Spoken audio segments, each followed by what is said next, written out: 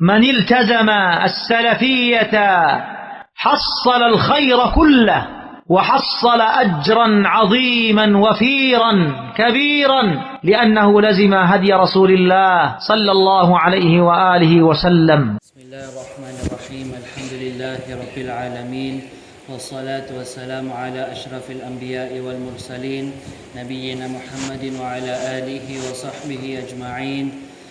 أما بعد, sa gabing ito sa ika-24 ng Muharram sa taong 1448 Ba'd al-Hijra na naayon sa July 8, 2026, ipagpapatuloy natin ang ating klase sa At-Tafsir Al-Muyassar o ang pinadaling tafsir.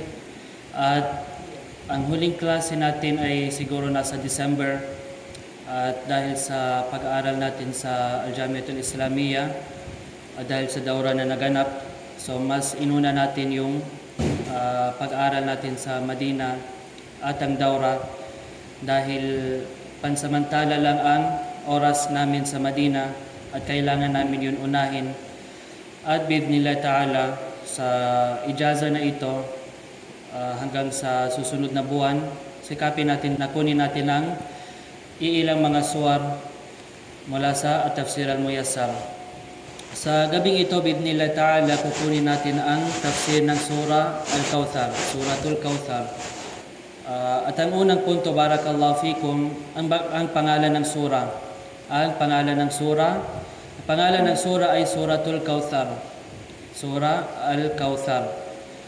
Ang ikalawang punto, ano ang ibig sabihin ng Al-Kawthar? Ano ang kahulugan ng Al-Kawthar? Sinabi ni Al-Hafidh Al-Qurtubi rahimahullah ta'ala, si Al-Qurtubi rahimahullah ta'ala, namatay siya 671 Ba'd al-Hijra. 671 Ba'd al-Hijra. At ang pangalan ng kaniyang aklat ay Al-Jami' li Ahkam al-Quran. Al-Jami' li Ahkam al-Quran wal Mubayyin lima tadammana min as-Sunnah wa Ahkam al-Furqan. O ang mas kilala natin bilang Tafsir Al-Qurtubi. So sinabi niya tungkol sa kahulugan ng Al-Kawthar, واختلف أهل التأويل في الكوثر الذي أعطيه النبي صلى الله عليه وسلم على 16 قولا. At nagkaiba-iba ang mga scholar ng tafsir sa kahulugan ng Al-Kawthar na ibinigay sa propeta sallallahu alaihi wasallam, at umabot ito sa 16 na pananaw, 16 na iba't ibang mga tafsir. Al-awwal annahu nahrun fil jannah. Ang unang tafsir tungkol sa Al-Kawthar ay ito ay isang ilog sa paraiso. Ito ay isang ilog sa Jannah. At binanggit ni Al-Qurtubi rahimahullah ta'ala, sinabi niya, warawat Tirmidhi aydan an Ibn Umar qala Rasulullah sallallahu alayhi wasallam, at isinalaysay din ni At-Tirmidhi mula kay Ibn Umar na sinabi ng sugo ng Allah sallallahu alayhi wasallam, Al-Kawthar nahrun fil jannah hafatahu min dhahab wa majrahu ala ad-durri wal yaqut. Ang Al-Kawthar daw, so ang propeta Muhammad sallallahu alaihi wasallam mismo, sinabi niya ang Kawthar ito ay isang ilog sa paraiso. Hafatahu min dhahab. Ang dalawang gilid ng ilog na ito ay mula sa ginto, mula sa gold. Wa majrahu 'ala ad-durri wal yaqut. At ang dinadaluyan nito ay nasa ibabaw ng perlas at yaqut. Ibig sabihin, ang yaqut ay tulad ng gemstone, ang mga rare na mga gemstones. Turbatuhu atyabu minal misk. At ang lupa ng ilog na ito ay mas mabango kaysa sa misk. Anong ibig sabihin ng misk? Man ya'rif? Perfume, may mas accurate or mas precise pa na meaning. Hindi lang ito perfume. From the meat of the deer. So kapag sasabihin natin ang misk, ito ang pinakamabangong perfume. So hindi lang ito perfume, ito yung pinakamabangong perfume. So sinabi ng propeta sallallahu alaihi wasallam, ang lupa ng ilog na ito ay mas mabango pa kaysa sa al-misk. Wa ma'uhu ahla min al-asal. At ang tubig nito, ang tubig na nasa ilog na ito, ay mas matamis kaysa sa honey. Mas matamis kaysa sa honey. Wa abyadu minal thalj. At mas maputi ito kaysa sa snow. So ilan ang binanggit ng propeta sallallahu alaihi wasallam tungkol sa Al-Kauthar? Ilang sifa? Ang una, ito ay, ang dalawang gilid nito ay mula sa ginto. Ang ikalawa, ang dinadaluyan nito ay nasa ibabaw ng perlas at yakut, ibig sabihin gemstone. Ang ikatlo, turbatuhu at tuyabu minal misk. Ang lupa nito ay mas mabango kaysa sa misk. Wa ma'uhu ahla minal asal. At ang tubig nito ay mas matamis kaysa sa honey.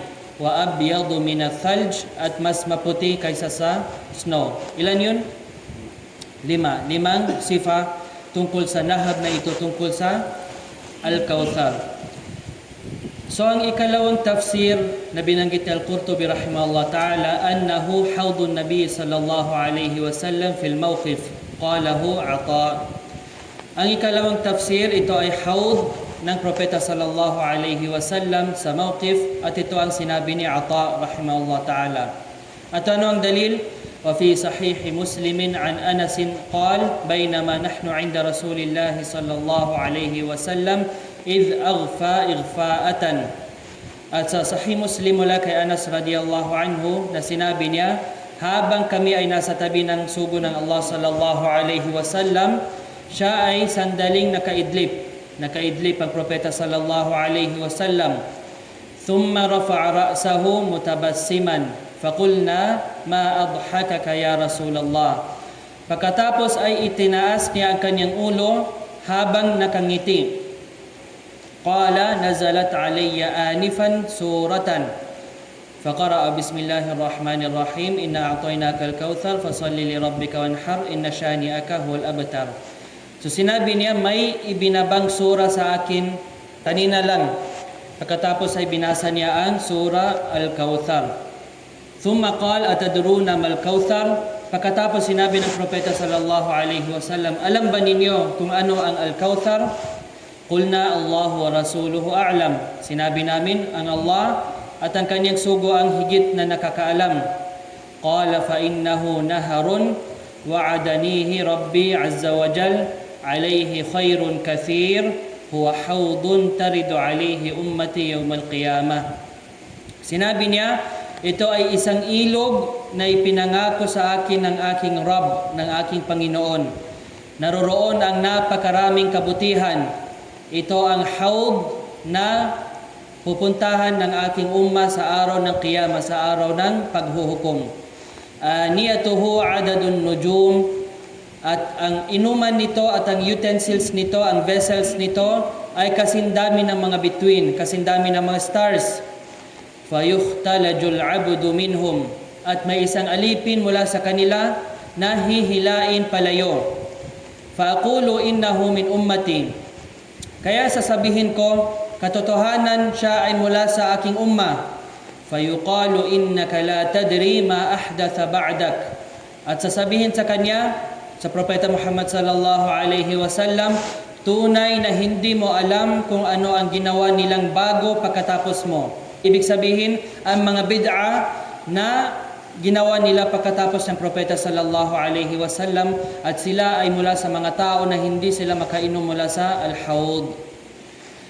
Pagkatapos sinabi ni Al-Qurtubi rahimahullah, thumma yajuzu an yusamma dhalika an-nahar aw al-hawd kauthara. Pagkatapos maari rin tawagin ang kauthar, ang ilog na iyon, o ang hawd. So pwede natin sabihin ang nahar, pwede natin sabihin ang al-hawd at kauthar. Bakit? Likathratil waridati wasyaribati min ummati Muhammadin sallallahu alaihi wasallam hunak. Dahil sa dami ng mga darating at iinom doon mula sa umma ng propeta Muhammad sallallahu alaihi wasallam. Wa yusamma bihi lima fihi min al-khairil kathir wal ma'il kathir. At tinawag ito sa pangalang iyon dahil sa taglay nitong napakaraming kabutihan at napakaraming tubig. Ang ikatlong tafsir, anna al-kauthar an-nubuwatu wal kitab. Qalahu Ikrima. Sinabi ni Ikrima anak ni kanino? Ikrima bin May nagsabi Abu Lahab. May ibang sagot?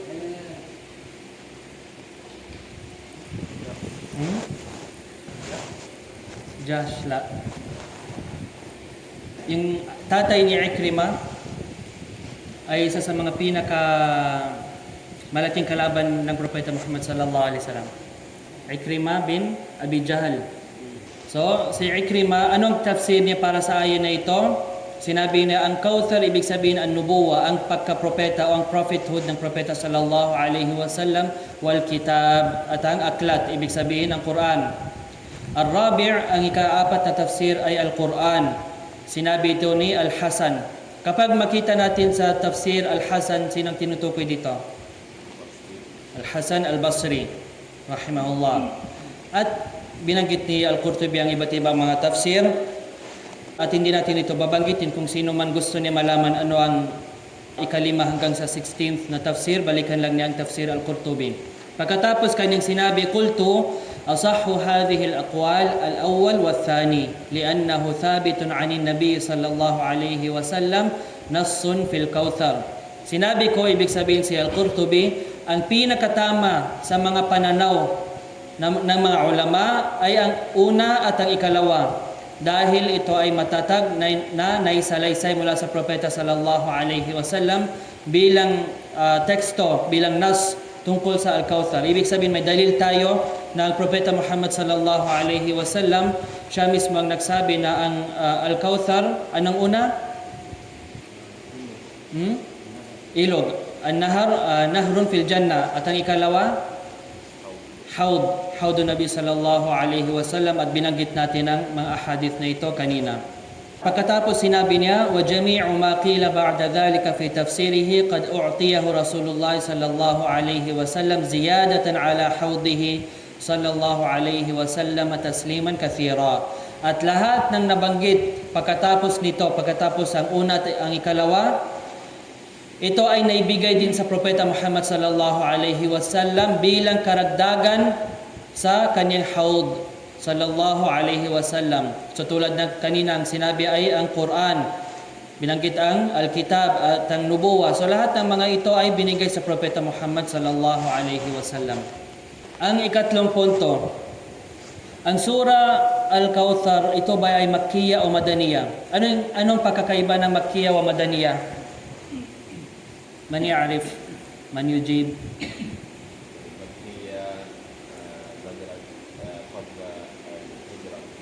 Wal Madaniyah.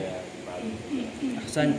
So ang Makkiya, ito ang mga sura or ito ang mga aya na bago ang hijra ng Propeta sallallahu alaihi wasallam, at ang Madaniyah, ito naman ay ibinaba pagkatapos ng hijra. At binanggit natin ang example na ito sa isa sa mga muhadara natin tungkol sa fadail ng talabul ilm. So sinabi ni Ibn Kathir rahimahullah ta'ala, kailan namatay si Ibn Kathir? Karib 774. Let's try. So si Ibn Kathir rahimahullah ta'ala namatay siya 774 ba'da al-hijra. At si Al-Hafidh Ibn Kathir ay estudyante ng isa sa mga malaking ulama. Sino siya? Shaykhul Islam Ibn Taymiyyah rahimahullah ta'ala. So mula kay Shaykhul Islam Ibn Taymiyyah, mga kanyang estudyante ay tulad ni Ibn al-Qayyim rahimahullah ta'ala, Ibn Kathir, Al-Dhahabi. So si Ibn Kathir rahimahullah ta'ala, meron siyang tafsir. Anong pangalan ng kanyang tafsir? Tafsir Al-Quran Al-Azim. So sinabi ni Ibn Kathir rahimahullah ta'ala, wa hiya madaniyya wa qila makkiyya. So may hindi nakaisa mga ulama, meron sa kanila na nagsabi na ang Suratul Kauthar ay madaniyya, meron rin nagsabi na ito ay makkiyya. Ang ikaapat na punto, ang kahulugan ng bawat salita. So sinabi ng Allah Azza wa Jal, inna a'tainaka al-Kauthar. So ang unang salita dito ay ang kalima na inna. Inna, ibig sabihin katotohanan kami. Katotohanan kami. Dahil ang inna dito ay may dalawang kalima. Ang kalima na inna at ang damir, ang pronoun na nun alif, ibig sabihin nahnu. So, ang ibig sabihin ng inna ay katotohanan kami. Kung sabihin natin inni, anong ibig sabihin nito? Katotohanan ako. Innaka wa ila akhirih. Ang ikalawang kalima dito ay a'tainaka. A'tainaka. Ibig sabihin, ipinagkaloob namin sa iyo. Ipinagkaloob o ibinigay namin sa iyo. So meron dito ang fi'il na a'ta, ibig sabihin ibinigay. Tapos ang nun alif, tulad kanina, ibig sabihin kami. At ang damir na kaf, ibig sabihin ikaw o sa iyo.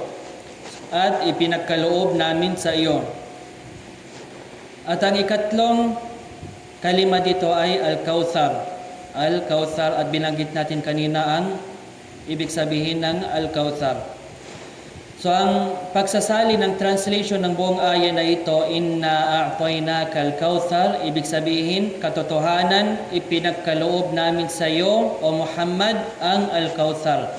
Ibinigay namin sa iyo ang al-kauthar. Ang ikalawang aya, fasalli li rabbika wanhar. Fasalli li rabbika wanhar. Ang unang salita dito ay fasalli. Ibig sabihin, kaya magdasal ka o kaya magsagawa ka ng sala. So ang word na salli dito ay fi'lun amar. Ibig sabihin, kapag gusto natin ikumand ang isang tao na magsala, anong sabihin natin? Salli. So dito, fasalli, ibig sabihin, kaya magdasal ka, kaya magsagawa ka ng sala. Lirabbika, ibig sabihin, para sa iyong Panginoon. Para sa iyong Panginoon. Ang letrang lam dito, pwede natin ito i-translate as para. Rabbun, ibig sabihin Panginoon. At ang kaf, ito ay damir, ibig sabihin sa iyo. So, lirabbik, ibig sabihin para sa iyong Panginoon.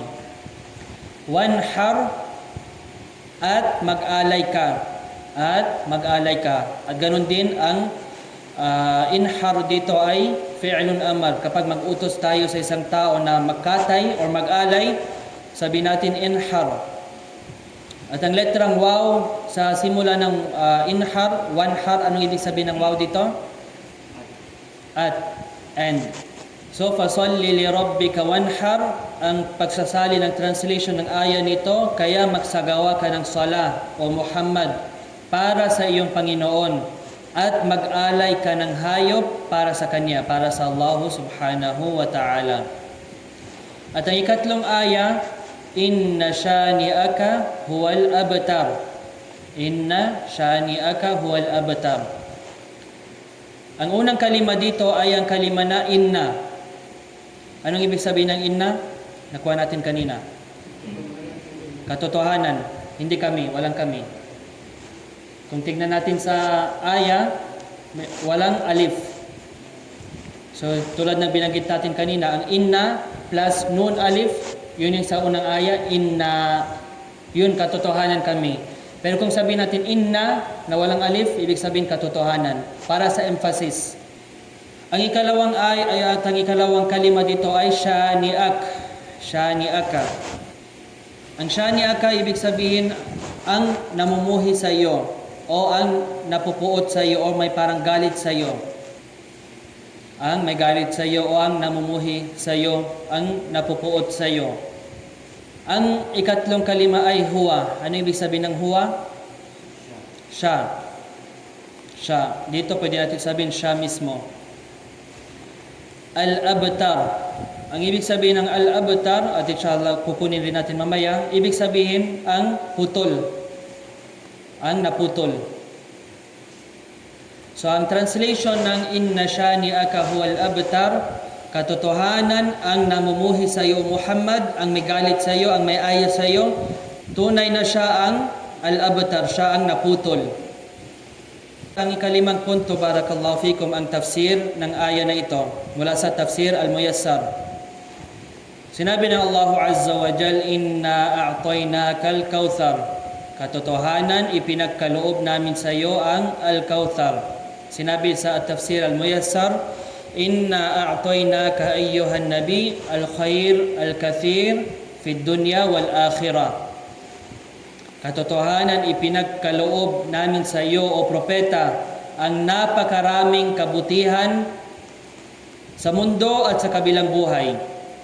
Ipinagkaloob namin sa iyo, Muhammad, ang napakaraming kabutihan sa mundo at sa kabilang buhay. Wa min dhalik naharul kautsar fil jannah alladhi hafatahu khiyamul lu'lu'il mujawwaf wa tinuhu al-misk. Kabilang dito ang ilog na Al-Kautsar sa paraiso, na kung saan ang dalawang gilid nito ay may mga tirahang gawa ng perlas, na kung saan wala itong anumang bagay sa loob nito. Wa tinuhu al-misk, at ang putik nito ay misk, tulad ng nabanggit natin kanina sa hadith sa At-Tirmidhi. Fasalli li rabbika wanhar, kaya manalangin ka sa iyong Panginoon at mag-alay ka para sa Kanya. Sinabi sa at-tafsir, fa akhlis li rabbika salataka kullaha wadhbah dhabihataka lahu wa ala ismihi wahda. Kaya gawin mong taos puso, gawin mong ikhlas. Utos ito ng Allah subhanahu wa ta'ala para kay Propeta Muhammad sallallahu alaihi wasallam. Kaya gawin mong ikhlas, taos puso para sa iyong Panginoon ang lahat ng iyong sala, at katayin mo ang iyong alay para lamang sa Kanya at sa Kanyang pangalan lamang, sa pangalan ng Allah Azza wa Jal, sa pamamagitan ng pagsabi na Bismillah. At may binanggit na magandang tafsir si Al-Qurtubi rahimahullah ta'ala sa kanyang tafsir.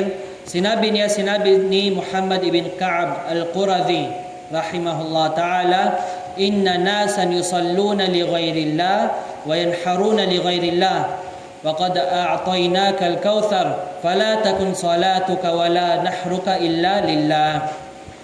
May mga tao na nagsasagawa ng sala para sa iba maliban sa Allah, at may mga tao na nag-aalay, nagkakatay para sa iba maliban sa Allah.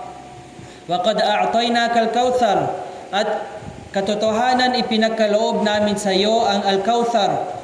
Fala takun salatuka wala nahruka illa lillah. Kaya wag mong gawin, o Muhammad, ang iyong sala at ang iyong pag-aalay maliban para sa Allah Azza wa Jal. At ang ikatlong aya ay inna shani'aka huwal abtar. Katotohanan ang namumuhi sa iyo, ang may ayaw sa iyo, may galit sa iyo, may hatred sa iyo, siya ang tunay na naputol. Inna mubghidaka wa mubghida ma ji'ta bihi min al-huda wan-nur huwa al-munqati' atharuhu al-maqtu' min kulli khair. Katotohanan ang namumuhi sa iyo, ang may ayaw sa iyo, Muhammad, at may ayaw sa anumang dala mong patnubay ng gabay at liwanag. Huwa al-munqati' atharuhu, siya ang mapuputol ang kanyang alaala. Al-maqtu' min kulli khair, at siya ang mapuputol mula sa lahat ng kabutihan. At ang ika-6 na punto, asbab an-nuzul. At ito ang huling punto, ang asbab an-nuzul. Ang dahilan kung bakit ibinaba ang ikatlong aya at ang sura na ito. Sinabi ni Al-Baghawi rahimahullah ta'ala sa kanyang tafsir, at dito natin maintindihan ano ang ibig sabihin ng al-abtar. Dahil kapag maintindihan natin bakit ibinaba ang isang aya, bakit ibinaba ang isang sura, doon natin maintindihan ano talagang kahulugan, ano talagang ibig sabihin ng aya na ito, ang sura na ito.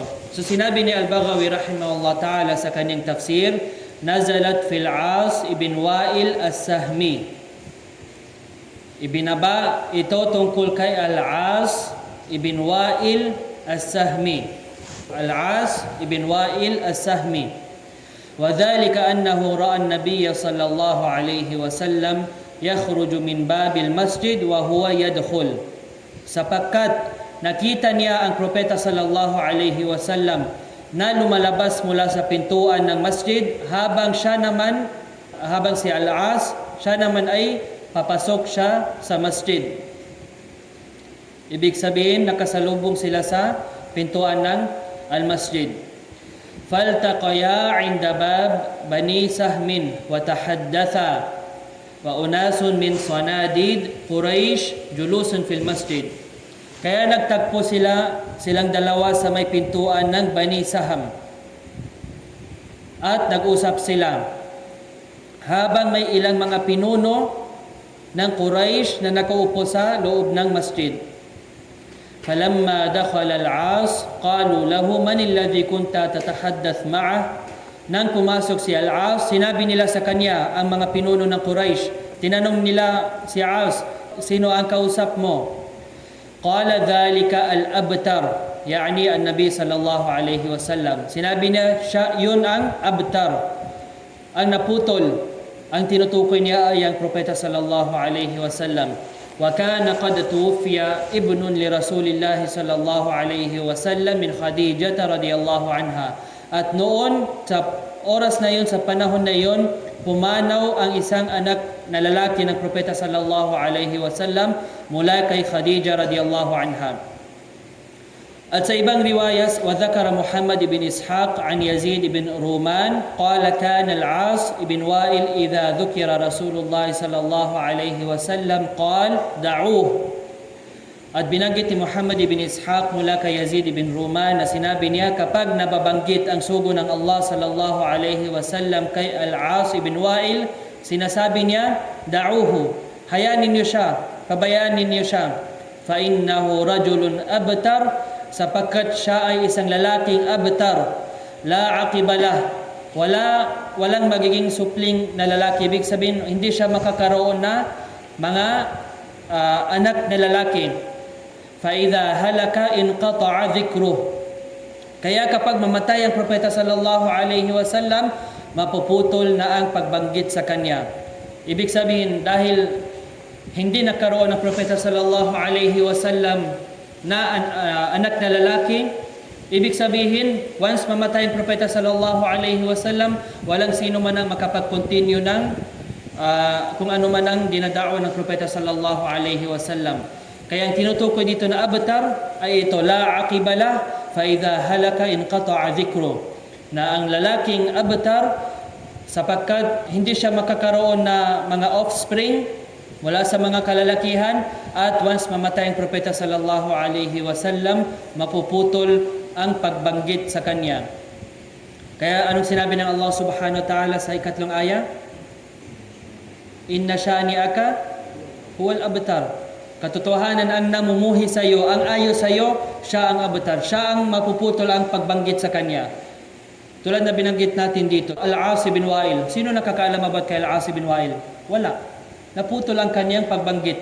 Ngunit ang propeta sallallahu alaihi wasallam binabanggit pa rin siya. Walang oras sa mundo maliban na lang nababanggit ang pangalan ng propeta sallallahu alaihi wasallam sa adhan. Dito sa Pilipinas, sa Indonesia, sa India, sa Saudi Arabia, sa Europe, sa Amerika, wala tayong makikita na lugar maliban na binabanggit ang pangalan ng propeta sallallahu alaihi wasallam. Kaya sinabi ni Al-Baghawi rahimahullah ta'ala, فَأَنْزَلَ اللَّهُ تَعَالَى هَذِهِ السُّورَةِ. Kaya ibinaba ng Allah subhanahu wa ta'ala ang sura na ito. So ulitin natin ang translation ng aya. Sinabi ng Allah Azza wa Jal, Inna a'tainaka al-Kauthar. Katotohanan, ipinagkaloob namin sa iyo ang al-Kauthar.